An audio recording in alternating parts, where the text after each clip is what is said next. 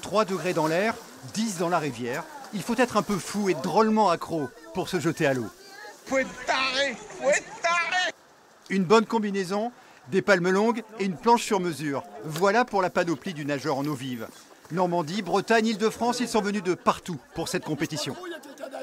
Le but, c'est d'être entre nous, quoi, entre copains, et de se retrouver là et de barboter. Voilà. Pour Aïssatou, plongeuse de formation, c'est une grande première. Elle va découvrir cette discipline. Beaucoup d'appréhension, mais bon, je suis folle, donc je vais tester. Je suis complètement mal. La descente de l'Eure, un rendez-vous incontournable. Eliane participe à cette épreuve depuis une dizaine d'années et elle en connaît tous les pièges. On va pas s'occuper des autres, hein. On va prendre son chemin, on va éviter les cailloux et après, top. Et c'est parti pour 4,5 km de parcours. Vu d'ici, cela paraît facile, mais il faut composer avec le courant et la grappe de concurrents. Le passage de ce goulot est particulièrement délicat. Les premiers progressent à plus de 12 km/h. On ne les reverra pas. À chacun son rythme. Ceux-là sont venus en famille. En fait, c'est surtout le papa qui a décidé.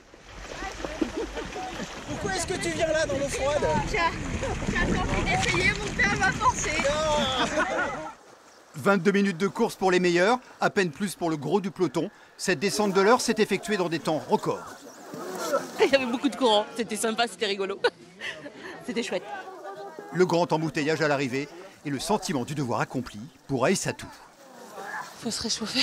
Je vais revoir mon mari là tout de suite, qui me réchauffe. Je suis fatiguée. Dernière ligne droite sur la terre ferme, dernier effort, avant le réconfort.